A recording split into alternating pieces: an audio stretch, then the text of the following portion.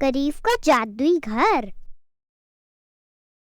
रामदीन नाम का एक गरीब किसान एक गांव में रहता था।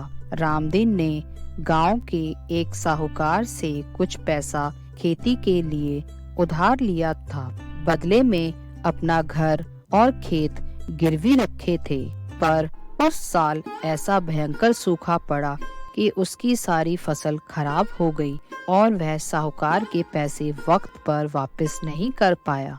रामदीन, ओ रामदीन, कितने दिन हो गए? मेरे पैसे कब वापस दोगे? भाई, तुम तो पैसा लेकर भूल ही गए। नहीं मालिक, बस थोड़ी मोहलत और दे दीजिए। आप तो जानते ही हैं कि इस बार खेती की क्या हालात हैं। वो सब मैं नहीं जानता, मुझे मेरे पैसे वापस चाहिए। मालिक, थोड़ी मोहलत और दे दीजिए। इस गरीब को मैं आपके पूरे पैसे सूद समेत लौटा दूंगा। देखो भाई रामदीन, मेरा घर भी इसी से चलता है। मैं तुम्हें और ज्यादा मोहलत नहीं दे सकता। अगले 15 दिन में मुझे मेरे पूरे पैसे वापस लौटा दो, नहीं तो ये घर और खेत जो तुमने मेरे पास गिरवी रखे हैं वो मेरे हो जाएंगे। अब रामदीन बहुत ही परेशान हो गया। वह घर उसके दादा के वक्त का था और इस घर के अलावा उसके पास और कोई पूंजी भी नहीं थी। वह बीवी और बच्ची को लेकर कहाँ जाएगा? वह बहुत निराश हुआ। रामदीन ने अपने कई दोस्तों से मदद मांगी, पर कोई भी उसकी मदद नहीं कर पाया और रामदीन का घर और खेत साहूकार ने अपने कब्जे में ले लिए। घर चला गया, अब हम कहाँ जाएंगे जी? अपनी बच्ची को क्या खिलाएंगे? पिताजी, अब हम कहाँ रहेंगे? और इस तरह बेघर हुए रामदीन और उसकी पत्नी ने गांव के बाहर एक छोटी सी झोपड़ी बना ली और वहां रहने लगे। रामदीन गांव में जाकर लोगों के छोटे मोटे कामों में मदद करता था और बदले में थोड़ा बहुत अनाज उसे मिल जाता था। इसी से उसके घर का चूल्हा जलता था। साहूकार ने उसके घर और खेतों पर कब्जा कर लिया था, पर फिर भी वह रामदीन को परेशान करने से पीछे नहीं हटता था। साहूकार के आदमियों ने गांव के लोगों को डराना धमकाना शुरू कर दिया कि कोई भी रामदीन को कोई काम ना दे। माँ जी, आपने ये लकड़ियाँ मंगवाई थी जंगल से, मैं ले आया हूँ। क्या बात है रामदीन, क्यों शोर मचा रखा है? आपने लकड़ियों के लिए कहा था, ये ले लीजिए और मुझे इसके बदले में कुछ चावल दे दीजिए। अरे नहीं नहीं, लकड़ियाँ तो बहुत हैं, मैं इनका क्या करूँगी? तुम इन्हें ले जाओ, मुझे नहीं चाहिए। पर माँ जी, मुझे तो अनाज की बहुत जरूरत थी। ये तो आगे आपके फिर भी काम आ जाएंगी। ले लीजिए ना, कुछ गरीब की भी मदद हो जाएगी। नहीं भाई नहीं, इस गांव में रहना है तो साहूकार से झगड़ा मोल नहीं ले सकते। उसी के आदमी गांव भर में सबको कहते फिर रहे हैं कि तुम्हें कोई काम नहीं देगा। अब रामदीन बड़ा दुखी हो गया और खाली ही हाथ अपने घर वापस आ गया। अजी क्या हुआ? आप इतने परेशान लग रहे हैं। साहूकार ने गांव भर में कह रखा है कि कोई मुझे काम नहीं देगा और मेरी सहायता भी नहीं करेगा। पता नहीं इस साहूकार को हमसे कैसा बैर है। हमारे खेत और घर पर तो कब्जा कर लिया है, फिर भी इसे चैन नहीं। अब हमें जीने भी नहीं देता। छोटा मोटा काम करके रूखी सूखी खाकर हम दिन काट रहे हैं और इसे सिर्फ वह भी नहीं देखा जाता। भगवान इसे कभी माफ नहीं करेगा। और इस तरह वह दोनों पति पत्नी उस रात बहुत दुखी होकर भूखे ही सो गए। अगले दिन उस गांव में एक बूढ़ी गरीब औरत आई। उसकी हालत अच्छी नहीं थी। उसके पूरे शरीर पर अजीब से ही निशान थे। वह पूरे गांव भर में मदद मांग रही थी। अरे बेटा, कोई इस गरीब बीमार बुढ़िया की मदद कर दो। अरे पता नहीं कहाँ से आ गई ये अजीब सी बुढ़िया। ना जाने इसे कौन सा रोग है। अगर तुम्हें घर में आने दिया तो तुम तो घर में बालकों को भी बीमार कर दोगी। चलो चलो जाओ यहाँ से, कुछ नहीं है यहाँ पर। वह बुढ़िया निराश होकर गांव से बाहर बनी रामदीन की झोपड़ी के पास आ गई। अरे बेटा, घर में कोई है क्या जो इस बुढ़िया की मदद करे? बहुत भूख लगी है बेटा।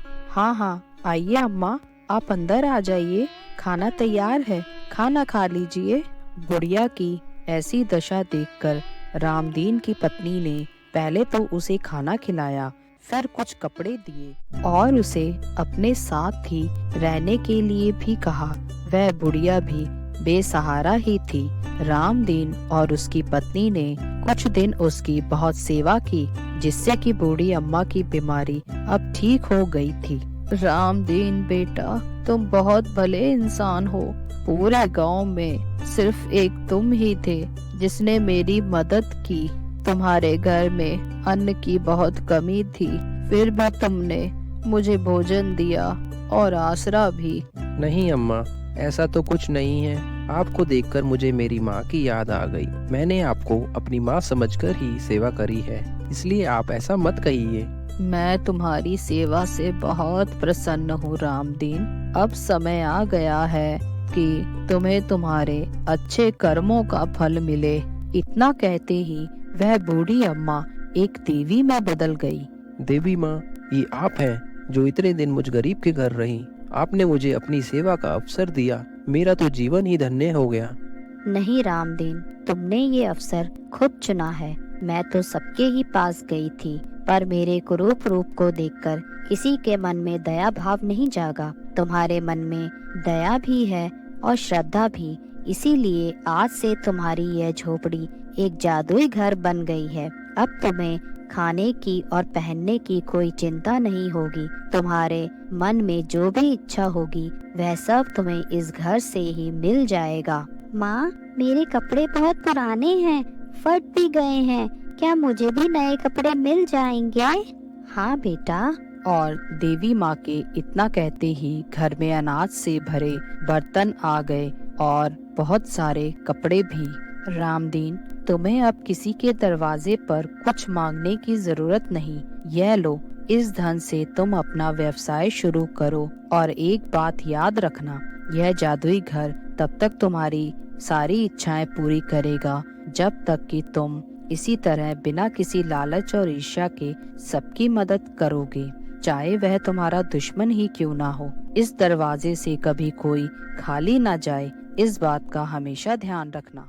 अब रामदीन ने अपनी एक छोटी सी दुकान खोल ली और वह दूसरों की हमेशा मदद करता था। कुछ ही दिनों में गांव में सूखा और अकाल की स्थिति बन गई। लोगों की फसलें खराब होने लगी और लोग भूख से मरने लगे। यह देवी माँ का ही प्रकोप था। सुनो जी, आज श्याम भैया आए थे। उन्होंने बताया कि गांव में एक भयंकर बीमारी का प्रकोप है। सभी लोग बहुत परेशान हैं। खाने के लिए अन्न नहीं और बीमारी के लिए दवा नहीं है। ये तो ठीक बात नहीं है। मैं अभी जाता हूँ श्याम के घर। पूरे गांव एक वही तो था जिसने पूरे गांव से छुपकर हमारी मदद की थी। अब उसे मेरी मदद की जरूरत है। श्याम के घर पहुंचकर रामदीन ने उसकी मदद की और रामदीन ने उसे जो दवाई दी उसी से श्याम की बीमारी बिल्कुल खत्म हो गई। यह वही दवा थी जो उसने देवी माँ को ठीक होने के लिए दी थी। अगले ही दिन पूरे गांव में यह बात फैल गई कि रामदीन के पास बीमारी की कोई चमत्कारी दवा है। ना सभी मदद के लिए रामदीन के घर पहुँचे। रामदीन ने सभी गांव वालों को प्यार से खाना खिलाया और दवाई भी दी। इसी तरह जादुई घर के चमत्कार से पूरे गांव वाले स्वस्थ हो गए। सबने रामदीन से माफी भी मांगी और उसकी सहायता के लिए उसे धन्यवाद भी दिया।